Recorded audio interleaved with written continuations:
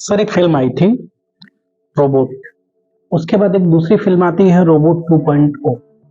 Robot 2.0 में देखा गया है कि एक व्यक्ति होता है जिसे पक्षियों से बहुत प्यार होता है और जब उसकी मृत्यु हो जाती है तो एक बहुत बड़ा पक्षी बनता है क्योंकि उसके वो देखता है कि पक्षियाँ जो हैं वो मोबाइल के रेडिएशन से उनको काफ़ी नुकसान होता है। तो वो जो व्यक्ति मर चुका है, वो सभी मोबाइलों को अपनी तरफ खींच लेता है। ख़ैर ये तो एक बनावटी फ़िल्म है, एक ड्रामा है, ठीक है? एक काल्पनिक फ़िल्म है। लेकिन पॉज़िटिव और नेगेटिव एनर्जी के बारे में उस फ़िल्म में एक बहुत बड़ी बात की गई है, जो रजनीकांत जी ने कहा है कि जब हमारी बॉडी में जब आत्मा नहीं रहती है, जो एनर्जी बॉडी छोड़ देती है, तो नेगेटिवली चार्ज होती है। ऑरा जिसको बोला गया है। हमारे यहाँ आत्मा बोला जाता है, भूत-प्रेत बोला जाता है, लेकिन उस फ़िल्म में ऑरा बोला गया है। ये ऑरा और आत्मा इन दोनों में क्या कोई डिफरेंस है? क्या ये दोनों एक ही हैं? और ऑरा पॉजिटिव और नेगेटिव कैसे चार्ज होती है? इस बारे में थोड़ा विस्तृत बताइए सर। देखिए, इसमें लोग कंफ्यूज हो रहे हैं। आत्मा तो सनातन तत्व है। जी। आत्मा जिसके बारे में श्रीमद् भगवद गीता में कहा गया कि ना तो जलाया जा सकता है, ना तो गलाया जा सकता है। ये तो नए वस्त्र जैसे हम बदलते हैं, वैसे ही आत्मा नए शरीर धारण कर लेती है। आत्मा एक अलग चीज़ है, आवरा एक अलग चीज़। देखिए, ये सनातन धर्म के लिए थोड़ा-सा गड़बड़ बात है कि अंग्रेज़ी भाषा के कुल 5-7 शब्द, पॉज़िटिव एनर्जी, नेगेटिव एनर्जी, आवरा, फ्रीक्वेंसी, वाइब्रेशन, यही बोल के कोई आईटी बाबा आ जा रहा है, कोई रोबोट आ जा रहा है और हम उसी में सनातन का तत्व खोजने का प्रयास करने लग रहे हैं। सनातन बहुत गंभीर है, इसकी देशनाएँ, इसका मनन वो बहुत अद्भुत है। ये केवल पॉज़िटिव नेगेटिव में इसको बाँट दिया जाए ऐसा नहीं। ऊर्जा होती है, जैसे लॉ ऑफ थर्मोडायनामिक्स अगर आप विज्ञान में पढ़ते हैं, तो फर्स्ट लॉ ऑफ थर्मोडायनामिक्स कहता है ना, energy can not be created, can not be destroyed. ठीक उसी तरह आत्मा अमर है, ऑरा भी अमर है, उसका थोड़ी देर के लिए कंटामिनेशन हो सकता है। जैसे आचार्यों ने इसकी तुलना की है कि एक दिया जल रहा है और उस दिए की लौ बड़ी शानदार जल रही है, लेकिन ये ना बुझने वाला दिया है। थोड़ी देर के लिए हवा आती है, लौ की डायरेक्शन बदल जाती है, लेकिन लौ तो फिर भी लौ अग्नि तत्व ही रहता है, बुझेगा नहीं। तो जो आवरा है ना, उसका परमानेंट कंटामिनेशन भी संभव नहीं है। उसको पूर्णतया निगेटिव कर लिया जाए, ये तो बिल्कुल संभव नहीं। सर भूत, प्रेत, चुड़ैल, कई लोग तो इंटरनेट पे बताते हैं, कई तांत्रिक ये तीनों अलग-अलग हैं। बहुत सारे कहते हैं कि चुड़ैलें कई प्रकार की होती हैं। इसमें सत्य क्या है? क्योंकि मेरा जो मानना है कि एक आत्मा ही है, उसको चाहे चुड़ैल का नाम दे दो, चाहे प्रेत का नाम दे दो, चाहे भूत का नाम दे दो। और इसमें कुछ बातें ऐसी भी आती हैं कि कुछ लोगों की जब मृत्यु होती है, कुछ ऐसे लोग हैं कि मृत्यु के बाद उनकी पूजा होती है और उनके माध्यम से लोगों का भला भी होता है। उनके मंदिर भी बनते हैं। मतलब बहुत सारे ऐसे लोग हैं जो मृत्यु के बाद देवता का रूप उनको दे दिया गया। और वो सिर्फ एक मिथ ही नहीं रहा, उनके मंदिर से लोगों का भला भी हुआ, रिजल्ट सामने आता है। तो इसके बारे में आप क्या कहना चाहेंगे? वो कुछ आत्माएं पूजनीय बन जाती हैं, कुछ आत्माएं भूत प्रेत में चली जाती हैं, क्या है इसका राज? देखिए, एक तो इसका जो वर्गीकरण है ना, वो कोई स्थायी वर्गीकरण नहीं है। अलग अलग लोगों ने, अलग अलग समूहों ने उसको अलग अलग नाम दिए। भारतवर्ष में ही घूमिएगा तो कहीं बुढ़वा नाम है, कहीं डड़फुटिया नाम है, कहीं बैताल हाँ, नाम ये है। तो उसके अपीयरेंस, उसके तौर तरीके पे, जैसे मनुष्य एक होते हुए मनुष्यों में अनेकों कोटियां हैं, वैसे ही इन असंतृप्त आत्माओं की भी अनेकों कोटियां। क्योंकि बहुत सिंपल सा लॉजिक समझिए, एक मनुष्य की मृत्यु हुई, उसने लगभग पूर्ण आयु को प्राप्त किया था, उनका ढंग से दाह संस्कार हुआ और दाह संस्कार के बाद उनके बहुत अच्छे तरीके से उनके पुत्र ने, पौत्र ने, या जो भी उनके घर के लायक लोग थे, उन्होंने अच्छे से श्राद्ध किया। अब उनकी उत्तम गति हो गई, इतने से ही उत्तम गति हो गई। शास्त्र कहते हैं कि पुत्र पुम नाम के नरक से त्राण दिलाता है, वही पुत्र कहलाता है। पुत्र वो नहीं जो हमारा बायोलॉजिकल सन है, पुत्र वो होता है जो पिता का श्राद्ध ढंग से करता है, उसे पुत्र कहते हैं। और एक व्यक्ति मरा, अब उसकी तुलना कीजिए, जिसकी मृत्यु ठीक नहीं हुई, जिसने अपनी पूर्ण आयु को नहीं प्राप्त किया, जिसका दाह संस्कार नहीं हो रहा है, पोस्टमार्टम हो रहा है, जिसका श्राद्ध भी ठीक से नहीं हुआ, उसके घर वालों की बुद्धि ऐसी नहीं थी श्राद्ध करें या इनके निमित्त दान आदि करें। बोले हम तो धर्म को नहीं मानते, हम तो ब्रह्म भोज नहीं करेंगे, ये तो मृत्यु भोज है। तो अब वो आत्मा रह जाएगी असंतृप्त। और जब हम असंतृप्त होते हैं ना, अभी हम बड़े अच्छे से बैठे हुए हैं, भूख लग जाए 2 दिन खाना ना मिले तो हमारा व्यवहार देखना, तो वैसे ये जो असंतृप्त आत्मा है वो फिर अनुकूल आचरण नहीं करती, पूरी निगेटिविटी चार्ज होने लगती है। हाँ, निगेटिव हो जाती है, असामान्य हो जाती है। अब उसको कुछ चाहिए। अब उसमें कई बार क्या होता है, लोग कहते हैं भैया हम तो अपने घर के सबसे अच्छे सदस्य हैं और हम ही सबसे ज्यादा परेशान हैं।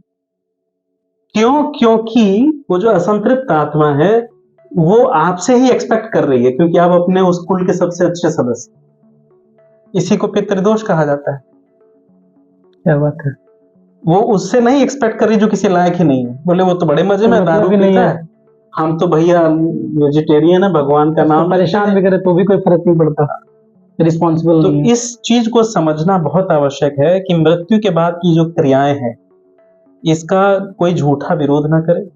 अपने बुजुर्गों का, अपने पिता का, दादा का, माता का, मातामही का, दादी का, ये संस्कार बहुत अच्छे से होना चाहिए। नहीं तो प्रेत बाधा इत्यादि। आपको एक सरप्राइजिंग बात बताऊं, भारत में मुस्लिम कम्युनिटी और क्रिश्चियन कम्युनिटी ज्यादा परेशान है प्रेत बाधा से। क्यों? उनको क्योंकि पता उनके ही यहाँ नहीं है। दाह संस्कार होता नहीं, उनके यहाँ श्राद्ध होता नहीं। आप किसी भी मुस्लिम घर में चले जाइए, किसी भी ईसाई या कन्वर्टेड ईसाई के घर में चले जाइए। इसमें एक और रहस्य का बात बताऊं, जो कन्वर्ट हो जाते हैं लोग, मैं ऐसे कम से कम 100 घरों में गया हूं वास्तु के लिए या ज्योतिष के लिए। वो लोग कई गुना परेशान होते हैं, अतीन्द्रिय एक्टिविटीज उनके घर में बढ़ जाती है। उनको तो होना ही है। मैं इलाहाबाद में एक घर में गया, कन्वर्टेड ईसाई थे, प्रोफेसर थे एग्रीकल्चर के। उनके घर में दाल बना के आधे घंटा छोड़ दो तो पीली दाल लाल हो जाती थी, उसमें खून उतर आता था। और मैंने उनको बताया कि भैया आप गया जाओ, हरिद्वार जाओ और अपने बुजुर्गों का शांति कर्म करो, ये सब करो। उन्होंने ईसाई किया। बने हुए हो। हाँ, कारण क्या है कि जब आप धर्म छोड़ते हैं तो हमारे पितर बहुत ज्यादा नाराज होते हैं। और भारत में तो जितने भी ईसाई और मुसलमान है ये सब कन्वर्टेड है, तो इनके घरों में बहुत उपद्रव है। ये तो बेचारे फंस गए हैं, इनका तो राजनीतिक इस्तेमाल हो गया, ये क्या बोलेंगे। इस चीज को समझना बहुत आवश्यक, बहुत महत्वपूर्ण बात है ये, जो एक कन्वर्टेड वाले जो भूत प्रेत वाला जो मैटर है। तो सच में मतलब भूत प्रेत होते हैं? निश्चित होते हैं, निश्चित होते हैं। आप उनका नाम चाहे जो भी रखिए, कोई घोस्ट कहेगा, कोई भूत कहेगा, कोई प्रेत कहेगा, कोई गेड़फुटिया, कलुआ, नाम आप अपने हिसाब से अच्छा, ये लोग सर अनावश्यक किसी को परेशान क्यों करते हैं? जैसे सपोज कि मैंने एक घर किराए पे लिया, अब उस घर में मैं जब से आया तब से मुझे कुछ नेगेटिविटी फील हो रहा है। जैसे अगर मैं पॉजिटिव एनर्जी का हूँ तो जब कहीं पे कुछ नेगेटिविटी होगी तो अपने आप एक महसूस होने लगता है कि शायद लग रहा है कि कुछ अलग है, दिखेगा कुछ नहीं लेकिन एक अचानक से एक महसूस होता है कि शायद कुछ अलग है। तो वो लोग नेगेटिविटी फील क्यों कराते हैं? देखिए ऐसा है, जैसे आप कल्पना करिए कि आप एक बस में जा रहे हैं, जी। एक पूरी सीट खाली थी, 3 सीट वाली, आप उस पे अकेले चौड़ा होके बैठे, इधर रखा फोन, इधर रखा लैपटॉप, मजे से जा रहे। 10 किलोमीटर गाड़ी आगे गई, एक आदमी आया बैग झोला लिए, बोले भाई साहब आप थोड़ा सा किनारे हुए, उसने जगह ली, अब आप परेशान होंगे। अभी तक हम आराम से थे। अभी तक आप आराम से। अब उसकी दृष्टि से देखे तो वो कहेगा अनावश्यक हमसे चिढ़ रहे हैं, लेकिन आपको तो डिस्कम्फर्ट हुआ। पहले आराम ठीक था। यही केस होता है कि किसी ऐसे घर में वो जो एंटिटी है नेगेटिव, वो मजे से रह रही थी पूरा चौड़ा होके फैल कर, और आप आ गए किसी दिन अपना झोला झंडा लिए। क्या सर ये नेगेटिव एनर्जीज किसी को मार भी सकती हैं जान से? निश्चित तौर पर इतनी पावर होती है इनके अंदर? बिल्कुल, सब में नहीं होती, उनमें भी कई तरह की कोटियां हैं। जैसे मनुष्य में कई कोटियां हैं ना, कोई मार सकता है, कोई नहीं मार सकता है, कोई हमें थप्पड़ मार सकता है, कोई हमारा कुछ नहीं बिगाड़ सकता है, वैसे ही उनमें भी कई कोटियां। एक महिला है, उनका मैंने पॉडकास्ट बहुत रील में वायरल देखा है, थोड़ी हेल्दी है, इतना मोटा सा बिंदी लगाती है। तो उनका ये दावा है कि उनको आत्माएं एकदम डायरेक्ट दिखती हैं बचपन से। देखो ये बिजनेस है, जैसे सचिन तेंदुलकर रोज शतक नहीं बना सकते, जी। वैसे ही जो ज्योतिषी तांत्रिक मांत्रिक लोग हैं, इनके पास भी वो शक्तियां, वो पावर कोई परमानेंट नहीं रहती। मैं रोज 10 प्रेडिक्शन सही करता हूं, क्या 10 के 10 हमेशा सही कर सकता हूं? मैं ज्योतिषी हूं, ईश्वर नहीं हूं। हाँ, 10 में 8-9 उस विद्या के सहारे किया जा सकता है। ये जितने लोग अतीन्द्रिय शक्तिशाली होने का दावा करते हैं कि मैं तो हनुमान जी से बात करता हूँ, मेरे सामने तो सारे भूत प्रेत नंगे हो जाते हैं, ये सब बिजनेस है, झूठ है, लबार है ये सब, है ना। इनका ना तो इस विद्या में कोई मर्यादा है, ना खुद की कोई मर्यादा है। एक नाटक है एक प्रकार का कि ये हो जाता वो जाता। सर बालाजी में देखा गया, यहाँ मैं गया हूँ एक बार बालाजी, मेहंदीपुर बालाजी राजस्थान में, तो वहां मैंने देखा कि ताले लगे हुए हैं बहुत सारे, शायद आप कभी गए हैं? हाँ, मैं गया हूँ, मैं भी। तो वहां की क्या सच्चाई है? वहां तो जो जो दृश्य देखने को मिला वो बहुत भयावह दृश्य था। क्योंकि हमें ये लगता है कि सज्जनों की तरह हमारे जो देवता है ना, वो भी भीड़ से घबराते हैं। मेरा अपना अनुभव है कि मेहंदीपुर बालाजी में कभी वह शक्ति थी उस स्थान पर। मेहंदीपुर बालाजी आज भी बड़े शक्तिशाली हैं। उस स्थान पर कभी बड़ी ऊर्जा थी इस तरह की, लोग उद्घाटित हो जाते थे, किसी पर आवेश है तो वो निकल आता था। अब इतनी भीड़ के चलते ना वहां पर वो शक्तियों ने अपने आप को पर्दे में कर लिया। अब ये जो हो रहा है ना, झूम रहे हैं, आपको मैं बताऊं, किसी अच्छे डॉक्टर से पूछिएगा, साइकोलॉजिस्ट, साइकेट्रिस्ट, अगर वो अपने 10 क्लाइंट को बोलना शुरू कर दे कि थोड़ा सा ऊपर का भी दिखवा लीजिएगा, भूत प्रेत का, तो 10 में 9 को वहम हो जाएगा कि हो सकता है। मनोरोग है। हम नहीं कहते कि भूत प्रेत होता ही नहीं है, लेकिन वो 10 में 1 या 2 पे ही है। भूत प्रेत 80 लोगों पे होते हैं। हाँ, होते हैं, लेकिन ये जो मेहंदीपुर में भीड़ है ना, ये 80% उन्मादियों, पागलों और मनोवैज्ञानिक रोगों की भीड़ है। उनकी कोई दमित वासना, कोई दलित इच्छा वो बची रह गई है, उसी का एक प्रकटीकरण होता है कि मेरे ऊपर तो भूत है। वो खुद नहीं समझ पाते। वो खुद नहीं समझ पाते और वो उसी विचार, उसी आवेश के अधिकार में धीरे धीरे चलते तो चले जाते। सर जैसे मैं गया तो वहाँ पे एक हनुमान जी का मंदिर है, अंदर जाने पे प्रेतराज सरकार का है। तो जैसे ही वहां लोग प्रेतराज सरकार के पास अपना सर पटक रहे हैं, उनकी बॉडी में फुल ऑन वाइब्रेशन, मतलब ये स्थिति बन जा रही है। वो कैसे मेंटल स्थिति उसको कैसे चेंज कर रही है अचानक से? मतलब एकदम नॉर्मल बंदा जा रहा है, एकदम नॉर्मल है, देखिए, उसको कुछ पता नहीं है, जॉर्ज अचानक से वो एक्टिव हो जा रहा है। जॉर्ज बर्नार्ड शॉ ने एक जगह लिखा है कि a man is what he believe. तुम वही हो जो तुम खुद विश्वास करते हो। आपको 10 लोग कहें अरे यार खराब लड़का है आयुष, गंदा आदमी है आयुष, 15 दिन में आप यकीन कर लो कि हाँ मैं बुरा आदमी। तो वो जो महीनों से और वर्षों से जिसको यही समझ में आया कि मेरे ऊपर भूत है, वो उसका मन ही एक भूत खड़ा कर देगा वहां पर प्रेतराज सरकार के सामने। अफ्रीकन ट्राइब्स की कहानी है कि वो जब कोई पेड़ को मारना चाहते हैं, काटना चाहते हैं किसी पेड़ को, तो उस पेड़ को ट्राइब के लोग जाके बद्दुआ देते हैं और वो बद्दुआ से वो पेड़ अपने आप को मार लेता है, सूख जाता है।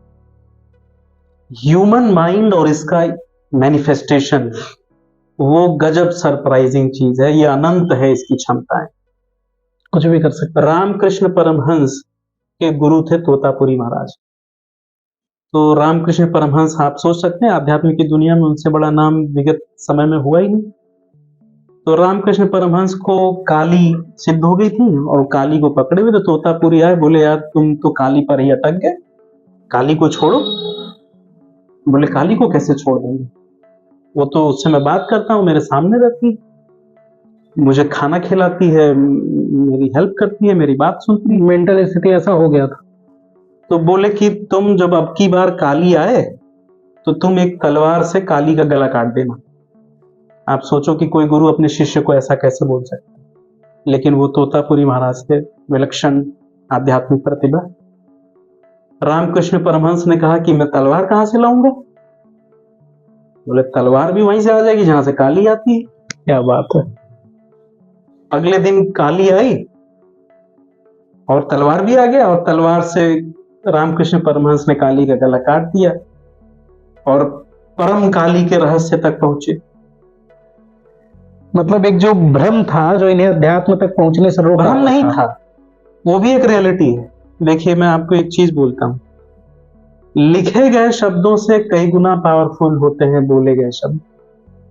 बोले गए शब्दों से कई गुना पावरफुल होता है जो बोला नहीं गया। जी।